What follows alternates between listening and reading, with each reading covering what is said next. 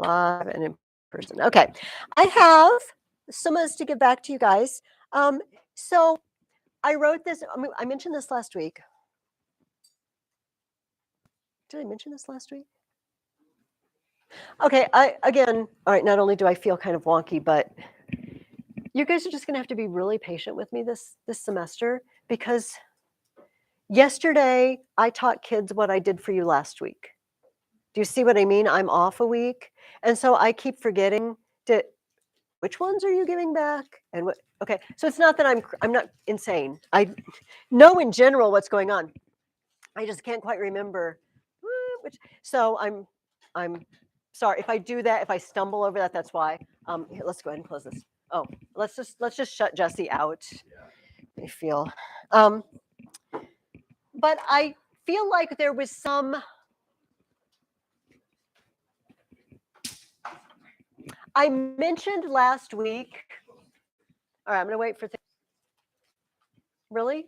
Are you not good enough to sit at the table with everyone else? Okay, you know what? You can. It's okay, Jesse. I'm sorry. Those of you who are new to my class, okay, shh. Those of you who are new to my class, once you've been here for a while, I feel justified and that I have the power and right to tease you a little bit and make fun of you, just mildly, not in a mean way. But those of you who are new, I will not pick on you for a while, and then you will get your turn. Oh, Jesse's paper. Oh, can you just put it there on the edge? Okay. So I made a grave mistake when I gave this assignment in not being specific enough. So this teaches us all something. It teaches me something. We all need to do this in life. Don't ever assume people know exactly what you mean. We need to learn to be accurate and specific. So some of you know I'm in a fellowship program, and I have classes with 4 professors. And last night we talked about being accurate, specific and accurate, and that, grammar teaches us accuracy. I was inaccurate, and I assumed something. And here's what I assumed. I assumed that when I said, what is the place of discipline, that we were all thinking of the same thing. But discipline means different things to different people, doesn't it? And so and we talked a little bit about that. I said, discipline can mean getting in trouble for something, being punished for something, but it can also mean self-discipline, which is the way many of you took it. But there's a third, the Christian disciplines: prayer, fasting, and almsgiving. The 3 Christian disciplines. And I did not say, I just assumed sort of a general level of we're all on the same page with that. And I didn't say it. So if you did not address those things, that's on me. That's not on you. I'm on most of your papers. I put, I was thinking of this, but the things you mentioned were good as well. So however you took it, that's how I took your paper, if you know what I mean. Like I just went, okay, this is how they understood the question. That's how they answered the question. We're going with that. So if I put on your paper, I was thinking of this. This is just for information. This is not, I'm not telling you you did a bad thing by taking my question wrong. Are we okay with that? On the plus side, on the positive, you guys had some really interesting ideas, and everyone seemed to embrace the idea that Christians should be disciplining themselves in some way.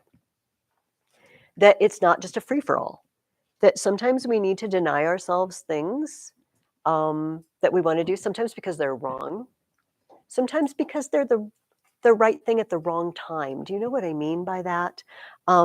There's a king in Bede. And I don't think we're going to talk a lot about him. He wasn't mentioned for more than a chapter or 2. Sigbert, I think. And he was the king, but he just decided he wanted to give it up and go into a monastery. Okay. This is all right.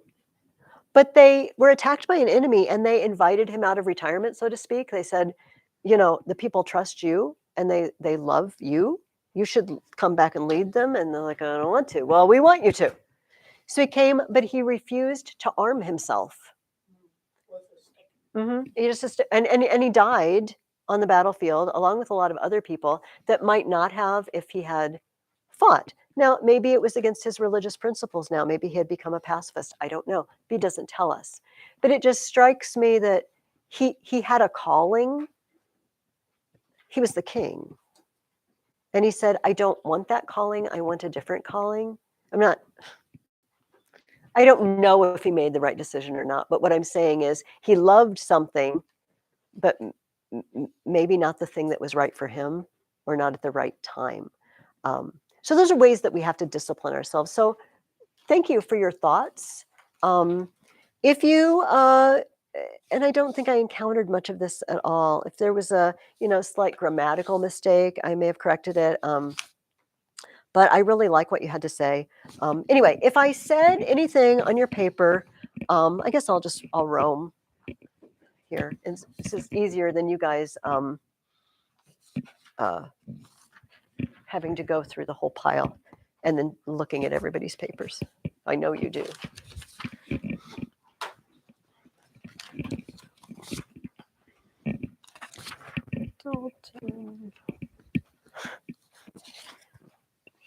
Okay, I have one with no name. I have one that I don't know who it is. Is it, are you Jonathan? Okay, sorry, so I'm still learning people. You would think that there are a few people here I don't know.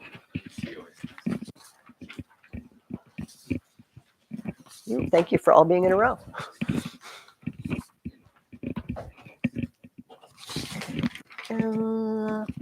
Alice, Kyle, and who does not have a paper? Who does not have a paper? But did you give me a paper last week? Is it yours? Is this yours? Yes. Oh, awesome. I always love it when you guys you look at it. Is that mine? I don't know. It's weirder when you handwrite it and you don't recognize it. But oh, all right. Yes, if I have an ask me about, please speak up. I have no memory of this, and it's just going to be as much a surprise to me as it is to everybody else. Oh, do you mind if I read it? Okay. So some of you have done with me ing openers. Do you remember ing openers? And so it's a verb that ends in ing. So for example, walking around the room, Mrs. Ferguson talked about Kyle's paper. And if I do that, walking around the room, the thing that's the subject has to be the thing that's walking. In other words, if I say walking around the room, Kyle's paper was an example to everyone else. It's like, no, the paper is walking around the room. No. So here's what Kyle said. Going into depth about self-denial, there's a lot of ways to deny something from yourself. Do you see? So what is the subject of there's a lot of ways to deny? There, it's sort of a pronoun subject holder place, but it's certainly not the thing that's going into depth. Does that make sense to everybody? So going into depth, then he would have to say, going into depth and self-denial, we can think of a lot of ways, or I can think of a lot of ways, or, this paragraph will explain some of the ways. Does that make sense? Okay. It was just easier to say that. Also, people do this all the time. People who are good writers do this. It's just really, really easy to do. It has the name of the pernicious dangling participle. It's dangling because it has no subject to attach itself to. Did I write on anybody else's paper anything? Oh, no. Okay. All right. Are we good? All right. Excellent. I'm going to put Jesse's paper away before I forget why it's there. Going to Mrs. Ferguson's satchel, Jesse's paper had a lovely trip. Okay. So last week we left Bede at the moment when King Edwin, King of Northumbria, had become a Christian. This is huge. In the map in the back of your book, you will see, I don't know if I don't feel well enough to do it backwards today.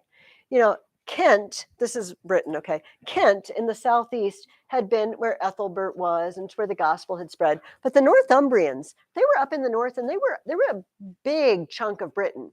When the Northumbrians became Christian, it was huge. So Edwin, this was so important. And you might remember the story. Edwin had multiple signs, right? He's the guy who was in exile with King Redwald, who may or may not be buried in that ship at Sutton Hoo.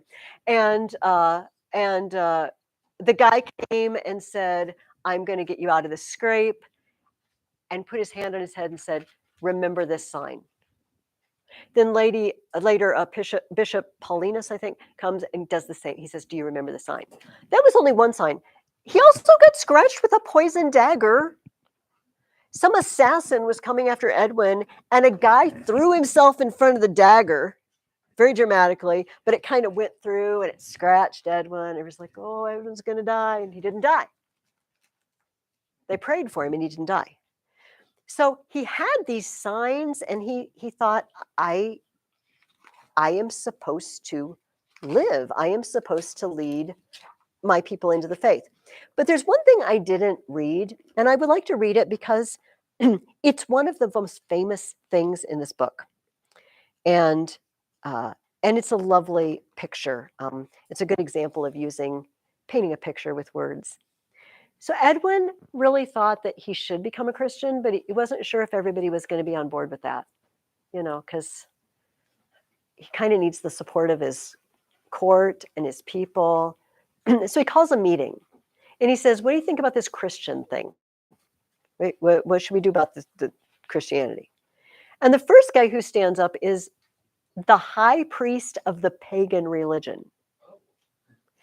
And very interestingly, he says, yeah, I've been thinking for a long time, these gods of ours, they're total duds. They do nothing. They do nothing. I think, yeah, I think that if you have found something better, we should go for it. And even, this guy later, apparently it was against the rules for their high priest to ride a horse, whatever. And so, or it wasn't a horse, it was to ride a stallion. Like he could ride a mare, but not a stallion or something like that. And he says right away, they say, okay, well, let's go break down the altars. And this high priest says, let me do it. And you know what? Give me a stallion. I'm riding a stallion to go. I love this guy. And he goes and he desecrates the altars. This is amazing. Yes, completely rejected it.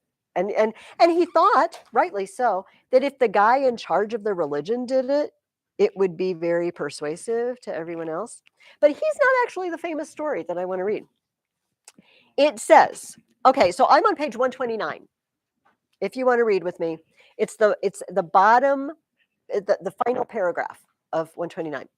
Another of the king's chief men signified his agreement with this prudent argument and went on to say, Your Majesty, when we compare the present life of man on earth with that of time of which we have no knowledge, it seems to me that, like the swift flight of a single sparrow through the banqueting hall, where you are sitting at dinner on a winter's day with your thanes and counselors, in the midst there's comforting fire to warm the hall.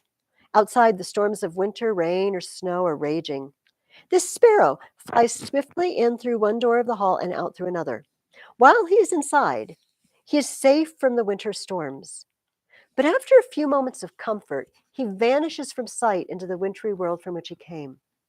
Even so, man appears on earth for a little while. But of what went before this life or of what follows, we know nothing. Therefore, if this new teaching has brought any more certain knowledge, it seems only right that we should follow it. This picture of life like a sparrow, so here you are, it's Christmas dinner, right?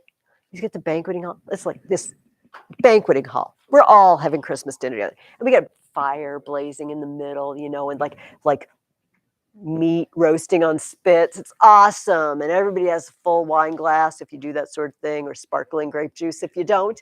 And a sparrow just flies in and out the window. And while he's here, it's like, oh, this is a nice place. It is very warm. It is dry. It's lovely. But he doesn't stick around. He's just passing through. But while he's passing through, he says, oh, this is pretty nice. Boom. And we don't know where he came from or where he's going, but for the moments he's here, things are good.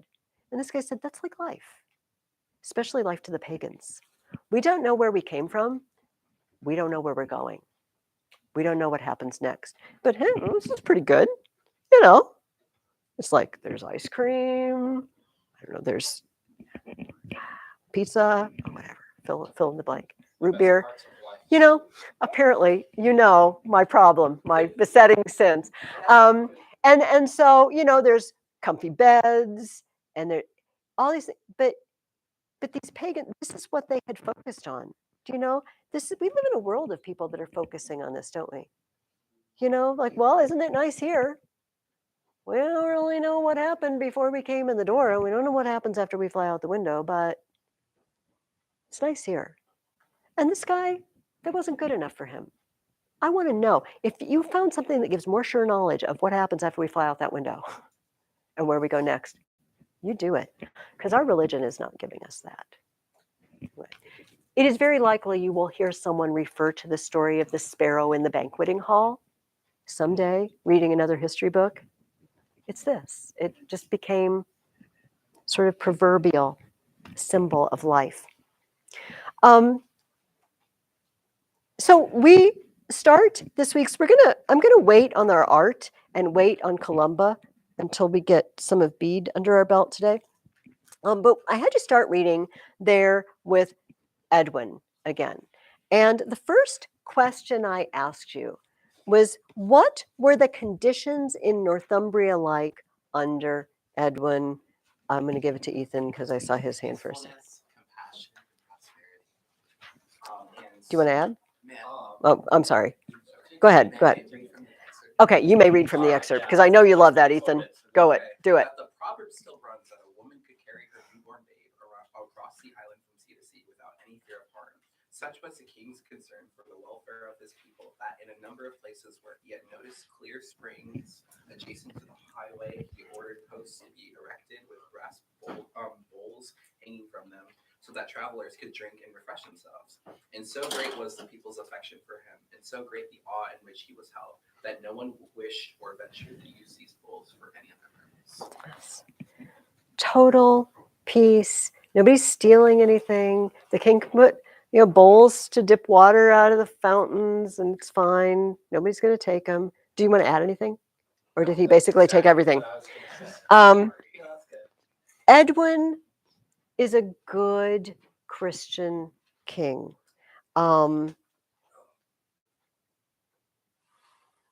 But he's not surrounded by good Christian kings. This is the problem. Remember that Britain is a mishmash. It's like a patchwork quilt right now. Some of the pagans have become Christians. Some of the British were Christians already, but they hate the guts of the Saxons and the Angles, and they have nothing to do with them whatsoever. And it's still, at this point in the book, it's still kind of up in the air, isn't it? What's going to happen to Britain? Are they going to stick with it?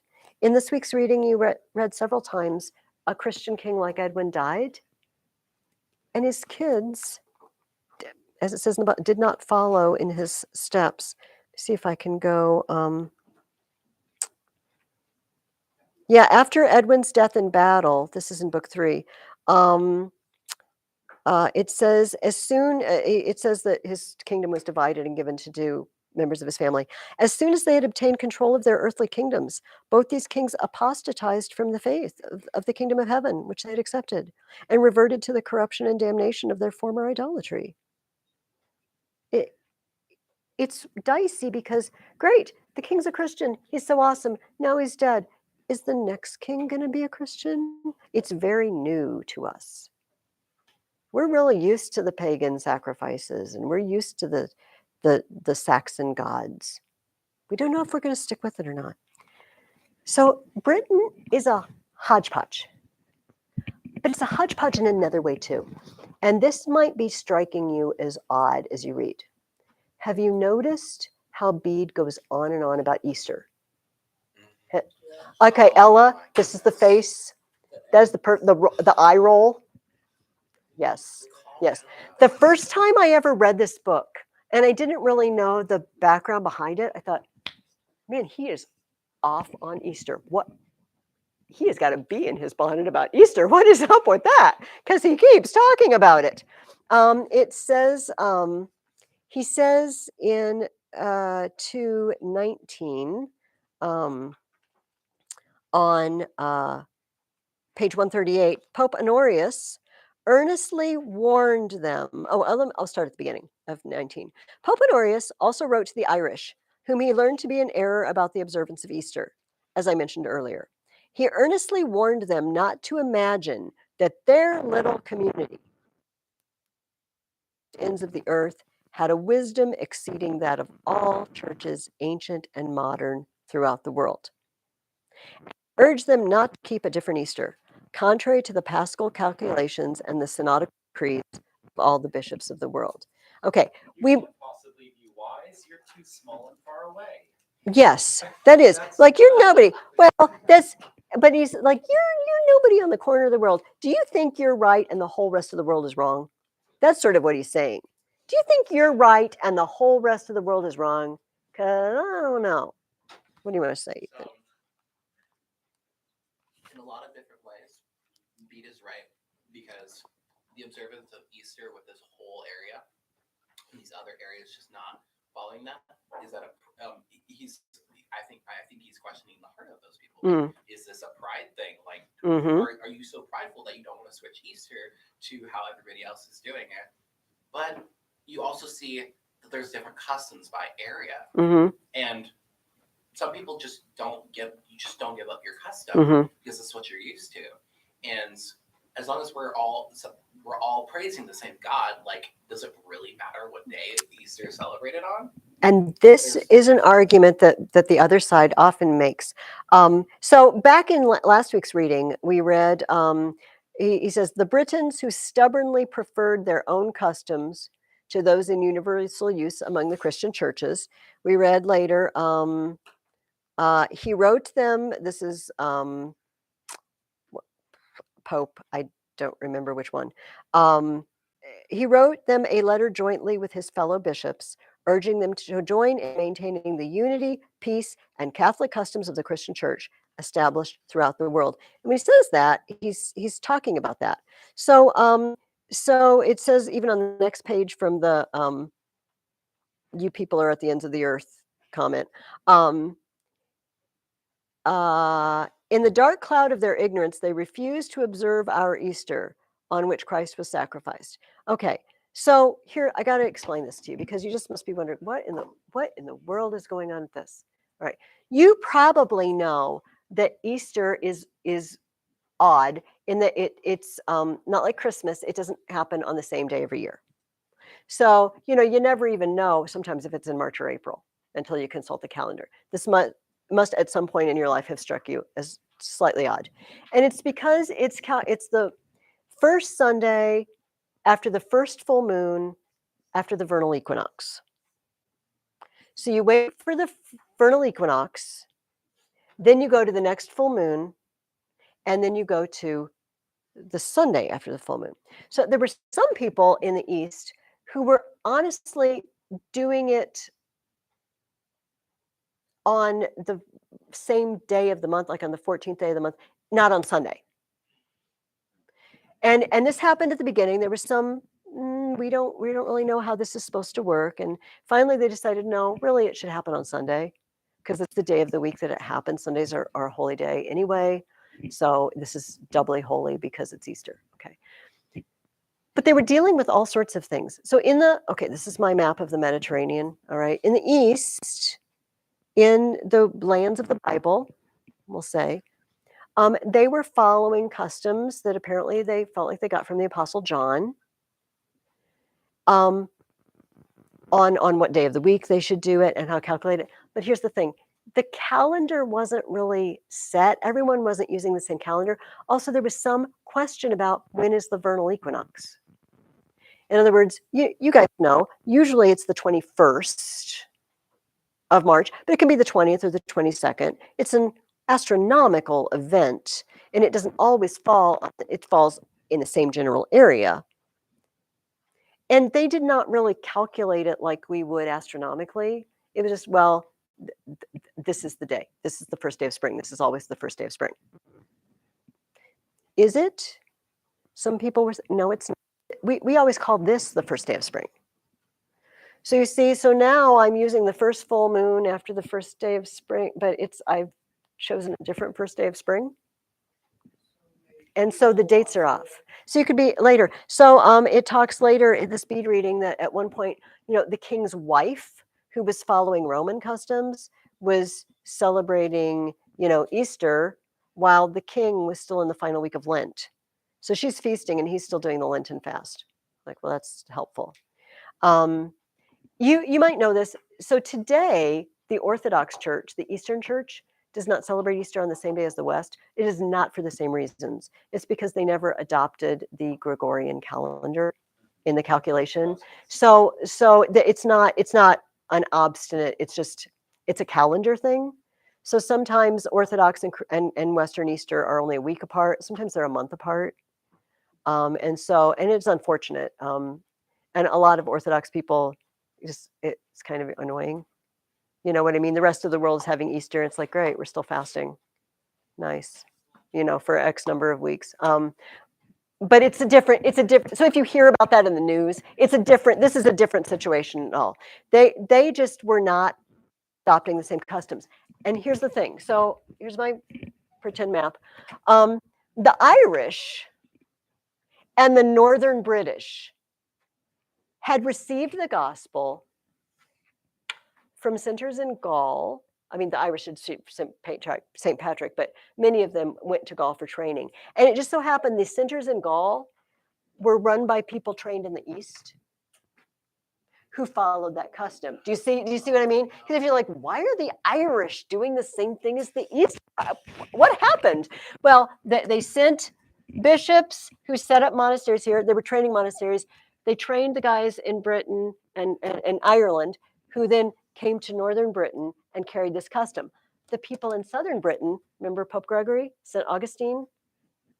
They got the Roman custom. So they're clashing. And they have all these groups of people saying, well, he's a good guy, but he doesn't know when to celebrate Easter. And they had a problem with that. So I think what Ethan said, we live in a world where Christians are separated. This is just the way it has been for all of us. People go to different types of churches. Sometimes they all get along. Sometimes they don't get along very well. But we've just accepted that this is the way it is. And it's been this way. Honestly, the East and the West have been divided for 1,000 years almost. Protestantism has been divided from Catholicism for 500 years. So we just think it's normal. And so remember on the first day, I asked you guys to sort of step out of the way we think about things and enter into a different way.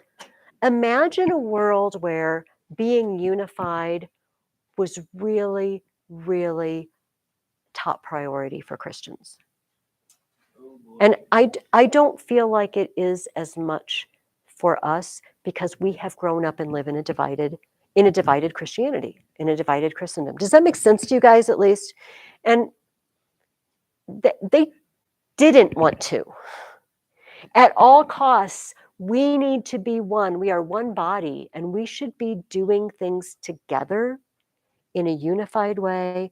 We should not be separated like this. So he sounds persnickety. I feel like he comes across to modern readers as, well, he's all high and mighty about Easter, isn't he? But his idea was this is the most holy day of the Christian year. This is the pinnacle. And we should be doing it together if we're one body. Does that make you feel a little better about Bede? Maybe it's still annoying. I don't know, but I think that's where he's coming from, and it's just not where we come from. So it strikes us as picky. I know. Okay. We will come back around to this issue Yes, towards the end of the class, because the high point, the big moment of the book is what you read about this week. Okay, let's talk about Cadwalla. Cadwalla and Pinda. What does Cadwalla want to do? Alex, give it to me. Wipe away the English nation. I want to wipe the English off the face of the earth. Oh my goodness, that's what it says. He was set upon exterminating the entire English race in Britain. It doesn't say off the earth, it says in Britain. I bet he would if he could. Yeah, he's crazy. He's just not to Yeah. Okay, Ethan has a section. Sorry. Let him have it. But Cadwalla, although he professed to call himself a Christian, was utterly barbarous in temperament and behavior. He was set upon exterminating the entire English race in Britain and spared neither women nor innocent children, putting them all to horrible deaths with ruthless savagery. Oh, wow. And continuously ravaging their whole country. He had no respect for the newly established religion of Christ. Indeed, even in our own days, the Britons pay no respect to the faith and religion of the English and have no more dealings with them than with the heathen. That last thing he read is pretty important. Bede is talking. Even in our own day, almost the year 700, early 700, and have no more dealings with them than with the heathen. Even in Bede's day, the division is still there. Like, we hate the English. We hate the English, and we don't want to have anything to do with them. Yeah. Oh my gosh. I'm kind of confused as to who are the English people and who are the Britons. Okay. Because nowadays they're kind of synonymous. Yes. That's a very good question. The English are the Angles and Saxons. It helps if you just, so they are the invaders. They are the German invaders. And of course, the fact that we call it England today tells you who comes out on top on that debate. The British are the Britons. They're the people who were conquered by the Romans. They were the original inhabitants before the Angles and the Saxons came. All right. Celts, Yes. They were.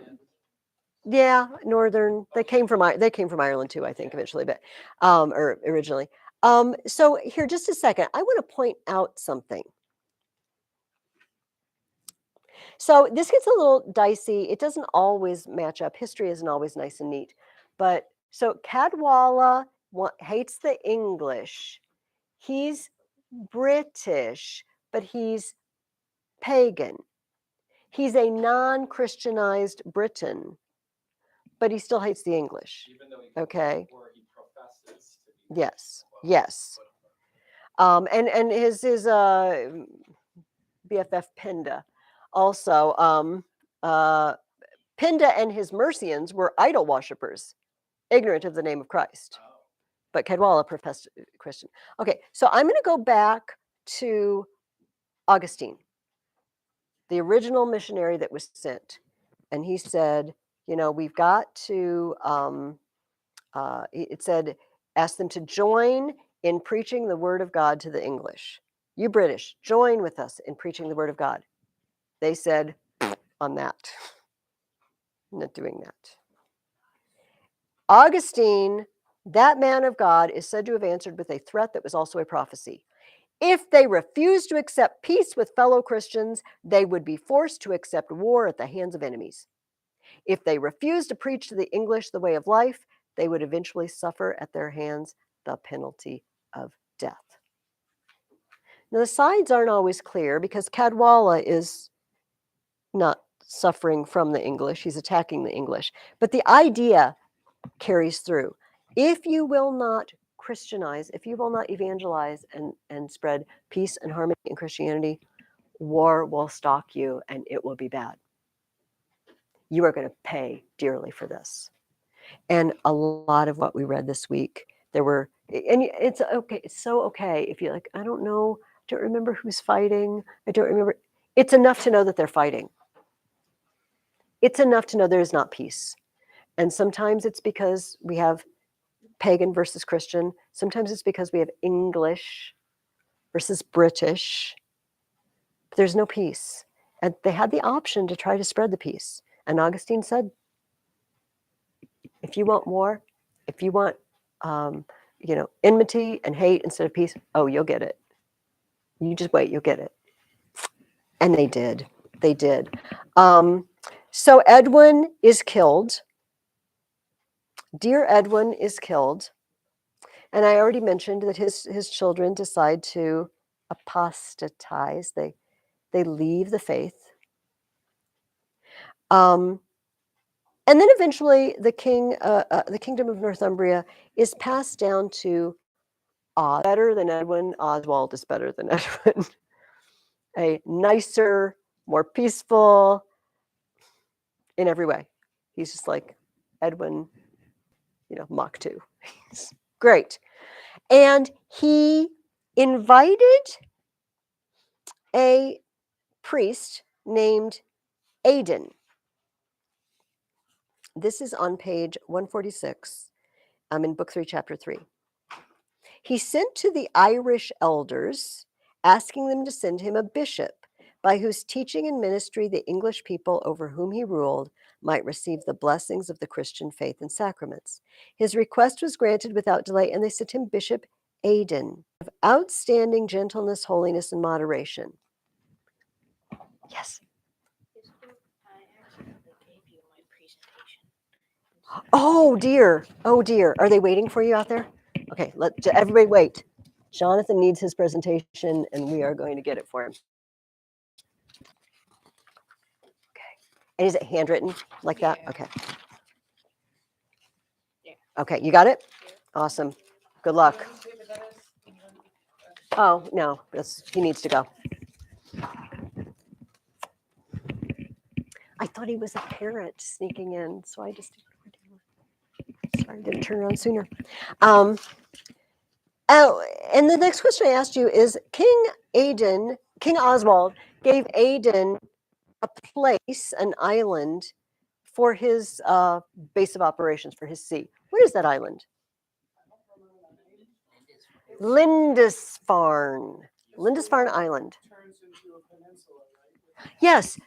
It's close enough to the land that when the tide goes out, it's an island, but when the tide comes back in, it's surrounded. Mont Saint Michel is like that off the coast of France. I went there in 1984, and it's an old medieval city. It's fabulous, but they have signs everywhere. Don't wander out on the beach. Why? Because when the tide comes in, you will drown. Oh. You will suddenly know that you are cut off. And they said dozens of people drown every year there because, they're too smart and they don't follow the rules. And it was, and we were there as it came in, just was creeping. And then suddenly it's an island. So Lindisfarne is like that. Lindisfarne, okay, I'm sorry. I apologize to everyone in advance. This is Britain, okay? I'm sorry, this is Britain. All right, the Thames is like here. I don't know. Okay, this is Ireland. I'm really bad at this. So Lindisfarne is up here off the coast of Northumbria. We'll call it L. And Aidan came from an island up here. This is the island of Iona. And we'll go back to that in a minute. But we are now up to my art of the week. Lindisfarne is the source of another amazing illuminated manuscript produced there of the gospel. I think it's just the Gospels in this case, very much like the Book of Kells. And I know it takes time, and so I'm going to pass it around. I'm going to pass, even at risk of riots breaking out, because you just can't see if you don't look at it. So this is the beginning of the book of Matthew. It says, Liber generationes Jesu Christus, the book of the generations of Jesus Christ, the beginning of his genealogy. This page is often just referred to as the Cairo page, because this is the Greek letter chi, and this is the Greek letter rho. It looks like a P to us. They're the first two letters in Christus, Christ. So the chi rho symbol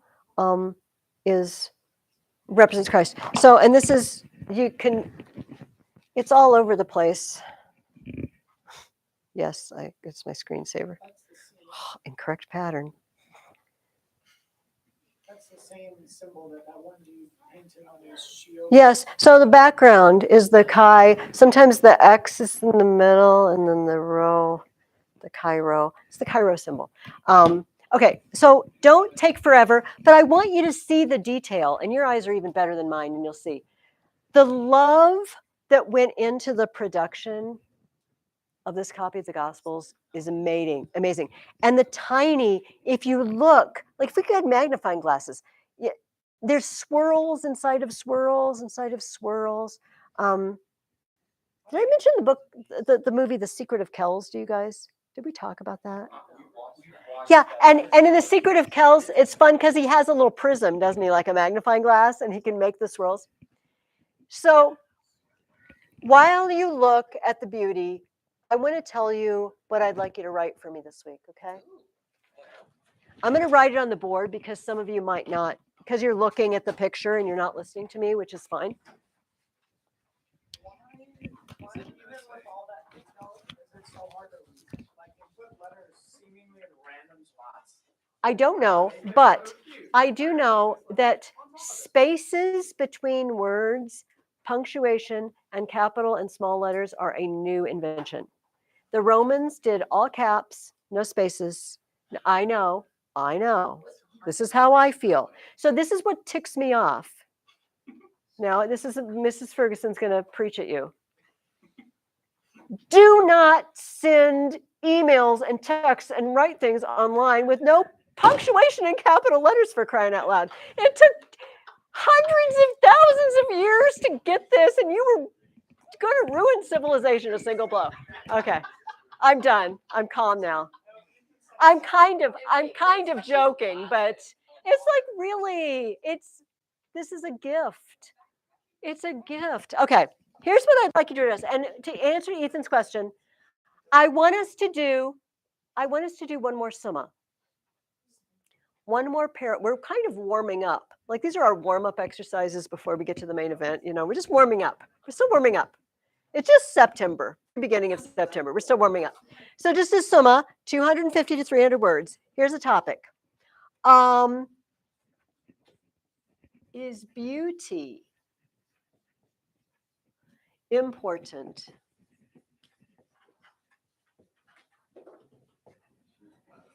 in the worship of God?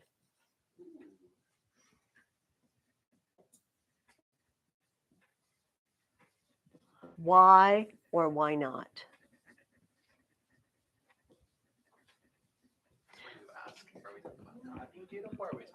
Oh, I am talking about you. Okay, thank you. We will be specific. I am talking about using or producing things of beauty for God. Music, art, architecture. What is the place of beauty? And I sent an email to your parents. I'm asking you this because traditionally, classical education is the pursuit of the true, the good, and the beautiful. The true, we want it to be true. The good is good. The beautiful. We kind of know what to do with that sometimes. We have this, well, beauty is in the eye of the beholder. How can you judge what is beauty? We have this thing, and we don't like to say, that is beautiful, that is not beautiful. And we don't really have standards for it sometimes. Yes. Thank you. You asked that so nicely, too. You didn't just say, get out of the way. That was an option, and you didn't take that option. So I want to know if you think it's important to worship God with the most beautiful things that we can produce, or whether you think it's extraneous and unnecessary. And if so, why? Does that question make sense to everyone? And do you understand? And the Lindisfarne Gospels are an example of beauty to me. These guys could have just copied down a Bible, just the words, because they needed the words, you know. But they didn't want to just copy down the words. They wanted to make the most amazing work of art that they could afford and had the skill to do and the time to do. Anyway, this came from the island, from Lindisfarne Island, probably after Aidan's time, but not too long after Aidan's time. And Aidan set up shop on Lindisfarne Island and started ministering to the Northumbrians. Of course, they'd already become Christian under Edwin, but then his sons, you know, kind of persuaded people to ditch it. But now Oswald's on the throne, and he says we need a hardcore effort to reach the people. We need to completely evangelize Northumbria, and I need help. And Aidan was his man. All right, I will let those continue to, when they get up to the front, you can just lay them up here. They're really, you know what? There's more. There's so many more pictures. If you Google the Lindisfarne Gospels, and sometimes there's close-ups where they zoom in. It's amazing and worth your while to just spend a little bit of time checking that out. It's really pretty. I do not know the answer to that. Because like if they're like this big, it'd be like pretty much impossible. Yeah, I think they're probably bigger than our books. I'm thinking probably bigger than our 8.5 by 11. You know, like more like an 11 by 17. But I'm just guessing. Okay, so don't trust me on that. Okay, so we read later, a few pages later, that Lindisfarne becomes just sort of a mission center. Later, he's writing about the East Saxons, and they sent them a bishop, a man of God named Cedd. See, these priests had visited the entire province and established a strong Christian community. Cedd returned home to Lindisfarne for consultations with Bishop Finan. This is now a base of operations for the evangelizing of Britain. Now, Bede now does a flashback. He flashes back about 100 years after he talks about Oswald, and he talks about where was Aidan trained? Where did he come from? Iona. And this is where Columba comes in. I had you read a couple of pages from the life of Columba, right? And I didn't ask you any questions. It's just a bunch of very odd miracles, if you recall. Columba knows things that are going to happen. He knows, somebody's going to come. This is my favorite for some reason because it just seems so normal. Oh, that guy over across the bay, he's really clumsy and he's going to spill my ink. And so one of his guys says, okay, I'm going to stay here and watch over the ink. But he gets called away. The guy who's guarding the inkwell gets called away. And the guy comes in and he's bowing. He's bowing to Columba. And his robe catches on the ink and spills the ink. And I just have this picture of Columba. I've been waiting for this to happen all day. I knew this was going to happen. Is it on the floor? Oh, no, that's fine. I heard it, but I didn't see it. So Columba, some of you remember this from a couple of years ago from the junior high class. Columba lived in Ireland, and he really loved books a lot. And so he was staying with a friend, and he took a book out of his friend's personal library and copied it secretly. He just made a copy. Do you remember the story? He made a copy, and his friend found out about it and took him to court. Literally took him to court. Copyright infringement, indeed. He said, I didn't give you permission to copy my book, so hand over the copy. And Columbus says, I made the copy. It was, in some versions, it was a psalter. It was a book of Psalms. In some versions, it was the whole Bible. It was a religious book. Anyway, it was scripture, some level of scripture. And so Columba decided to let the case go to the High King because the High King was a relative? He's like, people so say I'm right. So they show up at court, and his friend says, okay, it's my book. It's my book. This is his whole argument. It's mine. And Columbus says, well, scripture should be shared. You shouldn't hoard the word of God. And the more copies, the better, I say. And besides, I took your book, I copied it, I put it back. Did I hurt the book? No. Book is the same, did no harm. So King says, all right. And he famously said, to every cow belongs its calf, and to every book its copy. In other words, give it over, Columba. Hand it over. You can't just go copying people's books. And so people do refer to this as the first copyright court case, because really that's what they were arguing about. Can I make a copy? Because never when we make a copy of something, I'm thinking Xerox machines, now it would be like scanning it. You haven't hurt the original. You haven't burnt it to a crisp or anything. It's still there. But you can't do it because that's the intellectual property of someone else. In case of the Bible, it's not your intellectual property, but it was his property that was a copy. So anyway, it's an interesting case. This would have been okay, except that Columba later got in a scrape, and somebody dissed somebody else. I'm not quite sure. I remember the details. Anyway, it ended up in a big battle where a bunch of people died, and Columba got in trouble and he got sent into exile. So he sailed away from Ireland, and he said, he didn't go alone, so people went with him. And they said, okay, I want to sail far enough that I can't see Ireland anymore, but I don't want to go so far away that I don't know it's just over the horizon, which is very sad. I love my home. I don't want to, but I don't want to see it because I'll go down to the beach every day and I'll look and I'll miss home. But I want to know that it's there. I just don't want it to, torment me with its presence on the horizon. So he went to among the Picts, but anyway, they ended up giving him the island. This bead tells us this, giving him the island of Iona. And see if I can find that. Yeah. He received from them the island of Iona. So I wrote in my notes here,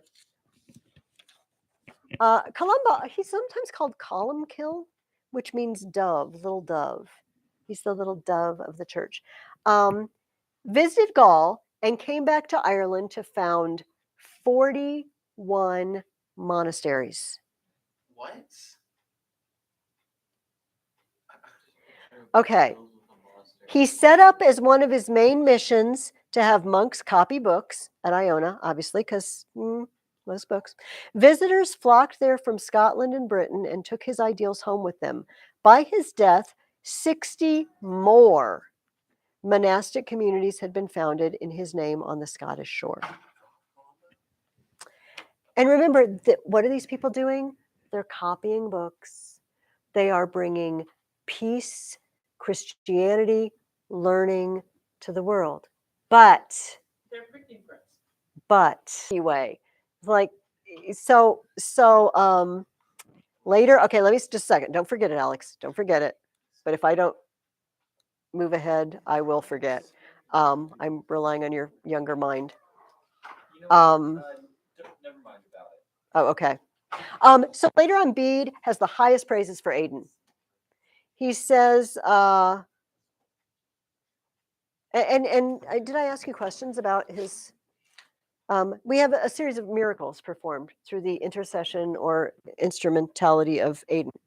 And he wraps it up. He says, I have dealt at length with the character and life of Aidan, although one cannot commend or approve his inadequate knowledge of the proper observance of Easter, as I have made clear in my book on the seasons. I strongly disapprove of these practices. Nonetheless, as a truthful historian, I have an accurate account of his life, commending all that was excellent and preserving his memory for the benefit of my readers. He cultivated peace and love. I'm on page 170. Purity and humility. He was above anger and greed and despised pride and conceit. He set himself to keep as well as to teach the laws of God and was diligent in study and prayer. He used his priestly authority to check the proud and powerful. He tenderly comforted the sick. He relieved and protected the poor. To sum up in brief what I have learned from those who knew him, he took pains never to neglect anything that he had learned from the writings of the evangelists, apostles, and prophets, and he set himself to carry them out with all his powers. I greatly admire and love all of these things about Aidan, because I have no doubt that they are pleasing to God, but I cannot approve or commend his failure to observe Easter at the proper time. But it begins on a good note. Give him a moment. Whether he did it through ignorance of the canonical times or in deference to the customs of his own nations. But this in him I do approve, that in keeping his Easter, he believed, worshipped, and taught exactly what we do, namely the redemption of the human race through the passion, resurrection, and ascension into heaven of the man, Jesus Christ, the mediator between God and man. You can't let Easter go. No, he can't. But he does. I mean, I don't know how much higher he can praise someone and keeps the Easter thing. But he was amazing in every other way. And even though he botched the whole calculation thing, and so, but you got to always kind of put as a footnote to that, he was not in unity. He was out of unity. You always have to remember that's the footnote every time he comments on that. But when he did it with all the love in his heart for what Jesus has done for us. Do you know what I mean? It's like, okay, Bede, thank you. Thank you for closing with that.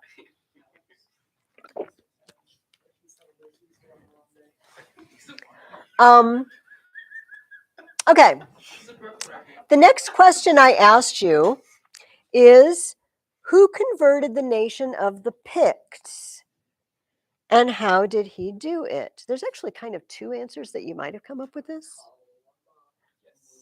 Okay, that's the one I was fishing for. Preaching and example. That's what I was going for.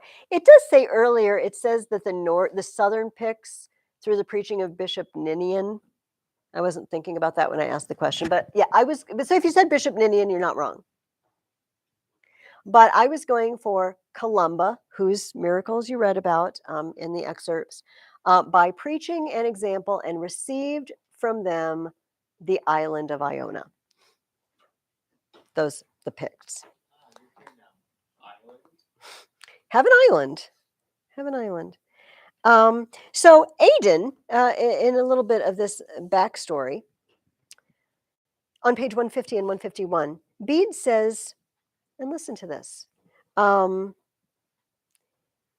his life, this is the second paragraph, his life is in marked contrast to the apathy of our own times.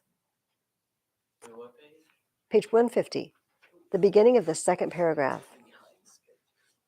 His life, Aidan's life, is in marked contrast to the apathy of our own times. For all who walked with him, whether monks or layfolk, were required to meditate, that is, either to read the scriptures or to learn the Psalms. This was their daily occupation wherever they went. And if on rare occasions he was invited to dine with the king, he went with one or two clerics, and when he had eaten sparingly, he left as soon as possible to read or pray with them. Many devout men and women of that day were inspired to follow his example and adopted the practice of fasting until noon, so it'd be like 3 o'clock, on Wednesdays and Fridays throughout the year. So I won't keep going on. What is implied by Bede saying in contrast to our own times? What does Bede think of Christian practice in his own time? They're not really living up to their forefathers' standards. We've become, and unfortunately, this is like 1,300 years ago. I wonder, okay, this is me wondering now. I wonder what it is about people that often we have a generation that's just on fire about something, and then the next, it just falls away. We fall away, and we need to continue to be reinvigorated, reignited. It just seems to be a pattern. So, and for us, I mean, we'd look at Bede's time. Probably if we traveled in a time machine back to Bede's time, we'd think they were just really hardcore. But according to Bede, no, not really. Not really. Not like Aiden was. They're not like Aiden was. Did you want to say something? Or okay. And so we hear this story about Aiden too. I want to read this as well. What time we got? Oh, we're good. It said they sent when King Oswald. So we're just going to go back. Remember, Edwin died. Then there was apostasy. Then Oswald took over, and Oswald invited Aiden in to preach. And it says, though, at first they sent another guy. Do you remember this story? A man of more austere. All right, Ethan loves it. Oh, wait a minute, Alex, you wanted to read it? Okay, Alex gets to read it. All right. Read about the. Read it. Yeah, do you want to read it? It's all in the underline. This one? Yeah, All, both of them. yeah, Okay. do it. King Oswald originally asked the Irish to send a bishop to teach the faith of Christ to himself and his people. They sent him another man of a more austere disposition. After some time, meeting with no success in his preaching to the English, who refused to listen to him, he returned home and reported to his superiors that he had been unable to achieve anything by teaching to the nation to whom they had sent him, because they were an ungovernable people of an obstinate and barbarous temperament. The Irish fathers therefore held a great conference to decide on the wisest course of action.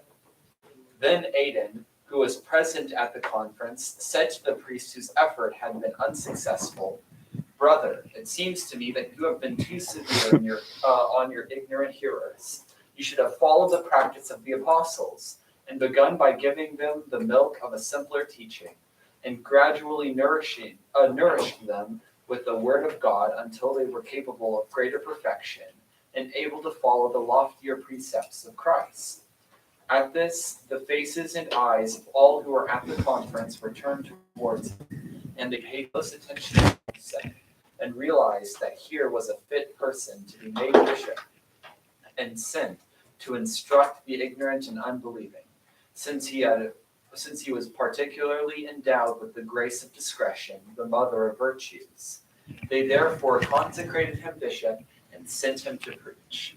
Time was to show that Aidan was remarkable not only for discretion, but for other virtues as well. Thank you. He had a natural wisdom, Aiden, and he instantly diagnosed the situation. You came on too strong. You were too hard. They didn't know what you were talking about. No wonder they didn't listen to you. You were all rules and Easter. yeah, maybe instead of love. It's like going up to a non-believer and trying to explain the Trinity to them. Yes, They're not going to understand. yes. Maybe in this case, it's just enough to show someone. Do you know what sin is? Do you know that you sin? Like, this is a very good starting point. But yes, theological disputes, no. And so Aiden diagnosed it instantly. You're too rough. You need to be easy on these people. They don't know anything. You got to treat them like they don't know. Yes, until you give them the roast beef. Okay, so Oswald, with the help of Aiden, rules Northumbria in peace. And I asked you to give at least 3 miracles that occurred through there were 3. More than 3. I numbered them in my book. Okay, just tell me one. Anybody? Tell me one. Oil. Okay, give it to me, Jonathan. Oil. From the ground under which King Oswald died was used to heal people. Okay, so and this was the source of several miracles. So any kind, the dust, they would take the dust in a bag. Also, do you notice they washed his bones, and maybe this is what you're talking about too. They washed his bones with water, and they dumped the water out on the pavement, and then it dried, but there was dust there, and they could use that dust too. That's way cool. Eden was like, okay, so this priest named Uda is going on a trip. Mhm. This is insane. Going on a trip, going on at sea. He's like, you are going to be in a storm. Here's some oil. When the storm rages, drop the oil in the sea, and it will calm. And then it's holy oil, mind you. It happened. It said, what did it say? Everything happened as the bishop foretold, and he took out the flask of oil and poured some of it over the sea, which immediately ceased its racing. Beautiful. Its raging. So dust from where he died, dust from where they washed his bones, oil on the sea. Kyle, give me one. There's a guy on a horse, and he's riding Shh. towards an end, and it's been a long day, and the horse was not feeling well, and basically died, and then the dust touched him, and then he lived. Yeah, he fell down on the spot where Aiden died. Give me another one. There was a guy, he got a bag of the dirt where Aiden died and or Oswald. Oh yeah, Oswald. hmm Yeah. And it was in a house, and the house burned down, but the post that had the bag hanging on it was Didn't burn. They brought his bones, but they didn't want to bring him into the city because it was late. And then apparently, beam of light shot up overnight. And this is on page 161. Some while later, while Queen Astrid was staying in a monastery, the venerable Ethelhild, abbess of a neighboring house, visited the queen to pay her respects. This lady, the venerable Ethelhild, who is still living,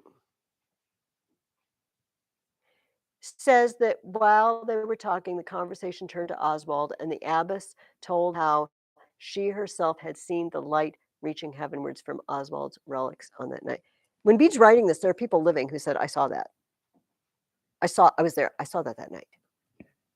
So when we talk about what are your sources, this history source, this is people I knew. You wanted to add something else, Ethan. Yes. Go for it.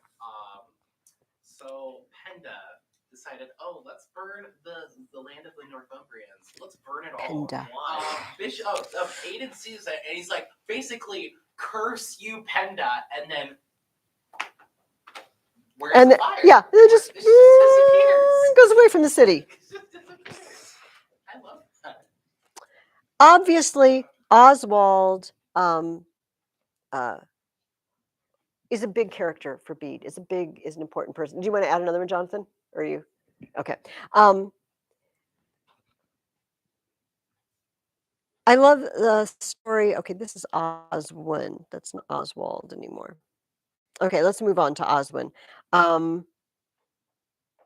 When Oswald departed to the kingdom of heaven, it went through Oswy and Oswin, and it's Oswin we're going to focus on. And in 314, there's a story about Oswin, and this is a pretty open question. What do you learn about King Oswin from the story in book 3, chapter 14? What kind of guy? What is Oswin's superpower virtue? he cares more about the safety of his people than about defending his own honor. Okay. Does anybody want to add? We're not going to read the whole thing now. And humility, which doesn't mean that Karsten is off. It says he had the singular blessing of humility. He gave Aiden, I'm going to paraphrase for time. He gave Aiden a really good horse, really nice horse with the trappings and everything. And Aiden saw a poor man and he just gave him everything. Just gave him all the rigging and the horse. And Osmond said, Aiden, I gave that horse to you. Do you not honor the fact that I wanted you to be able to ride around the country and preach to people? And he says, what are you saying, Your Majesty? Is this child of a mare more valuable to you than this child of God? At this, they went to dinner. It says, the king turned over in his mind what the bishop had said. Then suddenly unbuckling his sword and handing it to a servant, he impulsively knelt at the bishop's feet, begged his forgiveness, and said, I will not refer to this matter again, nor will I inquire how much of our bounty you give away to God's children. The bishop was deeply moved, and it says Aidan grew so sad, he began to shed tears. He said, "What's wrong, Aidan?" And Aidan said, "Know that the king will not live very long, for I've never seen a humble king. I feel that he will soon be taken from us." Which was true. Which was true. All right, let's hit, we have like 15 minutes left, 10, 15 minutes. Let's hit the high point or low point, maybe you feel like, I don't know. Easter, back to Easter. On page 170, oh no, that was the part I already read about Aidan and he was a great man, but he didn't do Easter right. Let me see where I want to start. Okay, that's Pinda. What page? Well, that is what I'm trying to decide. 325. Okay. So, yes, the chapter heading says controversy arises. Okay. About this time, there arose a great and recurrent controversy on the observance of Easter. Those trained in Kent and Gaul, in other words, people in alliance with Rome, maintaining that the Irish observance was contrary to that of the universal church. So it sounds a little bit, are you all following me? It sounds a little bit like, oh, it's Southern Britain and Gaul against Ireland. But then the next sentence says, the most zealous champion of the true Easter was an Irishman named Ronan, who had been instructed in Gaul and Italy in the authentic practice of the church. So it's not just, okay, on this side, in this corner, we have the Irish. In this corner, we have everybody else. It's depends on who trained you.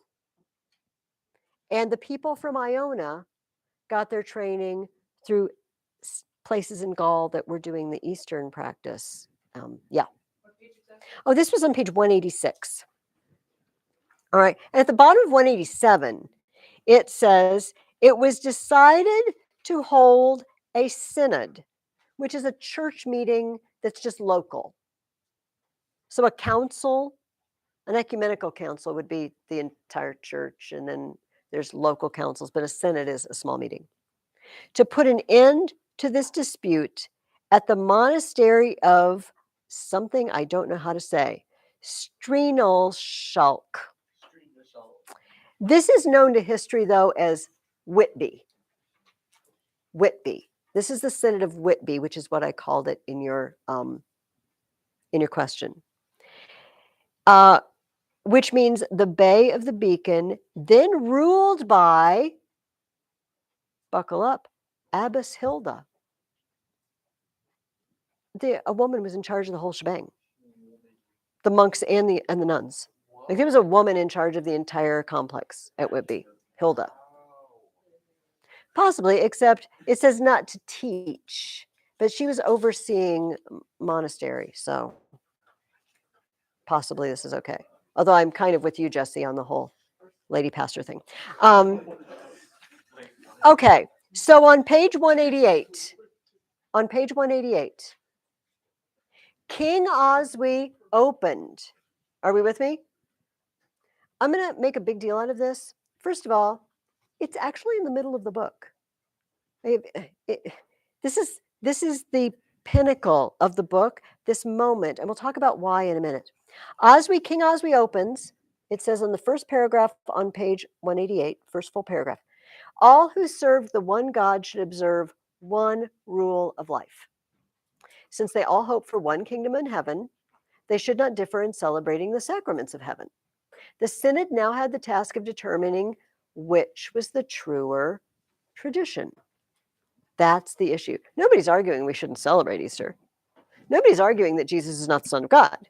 They're just arguing on what is the tradition of the calculation and choosing of Easter. So, first of all, we have Coleman, King Oswy's Bishop Coleman. And he stands up, and I'm going to kind of skip. It's too much to read. I'm going to skip down through the chapter. But about halfway down, he says, they owe their origin to the blessed evangelist, St. John. And when he had concluded these and similar arguments, the king directed Agilbert to explain the origin and authority of his customs.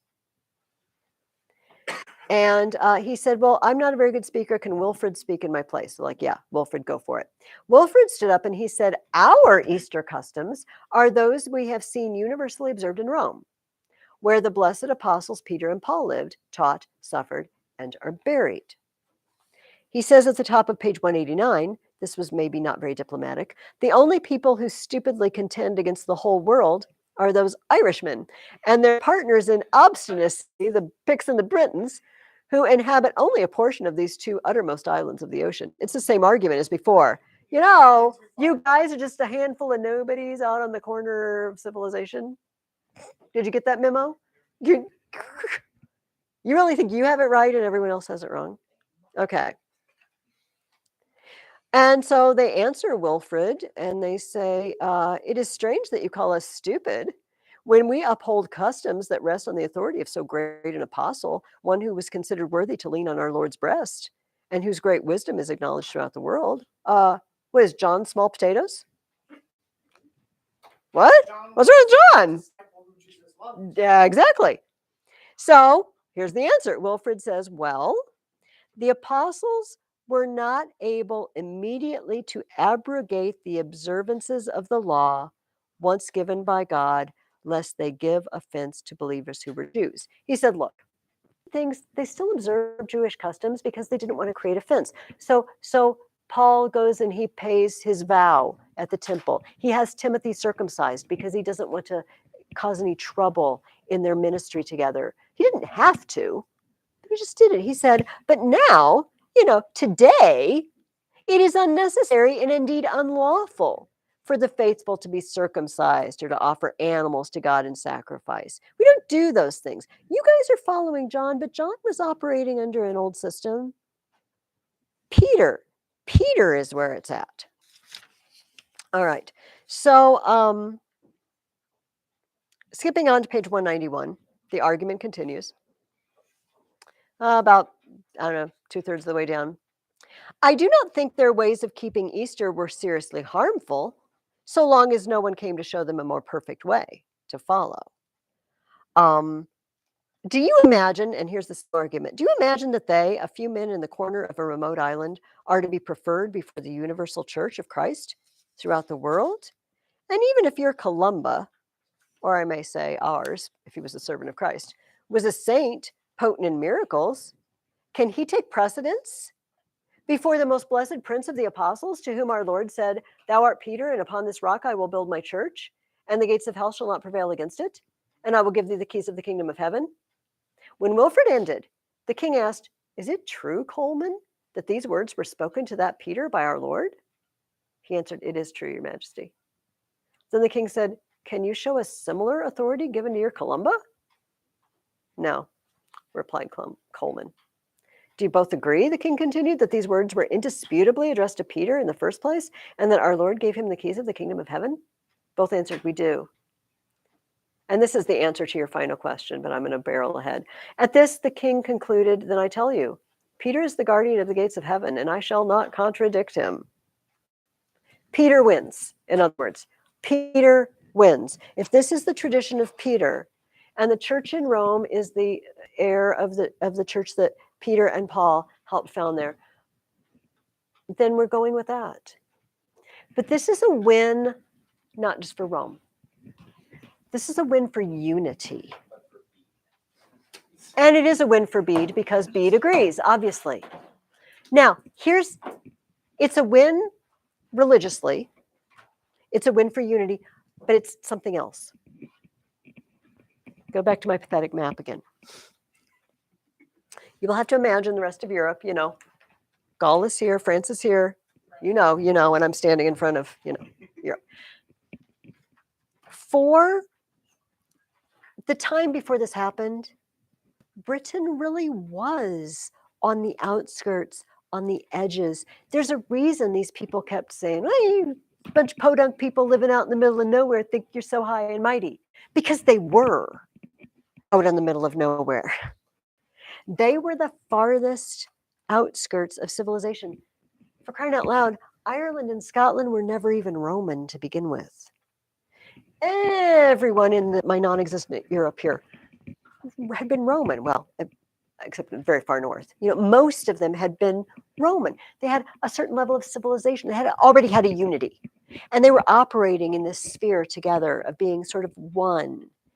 Not these people, but when Whitby happened, it's like a tractor beam, and it sucked them into Europe. They're now going to be a part of the cycle, the circle of the history of Europe. They're going to be an integral part of that. They're no longer out on the fringes.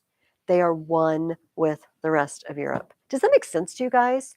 So it was unity, and yes, it made me happy, and but it didn't make everybody happy. It says Coleman, seeing his teachings rejected and his following discounted, took away with him all who wished to follow him. The Irish who didn't agree withdrew.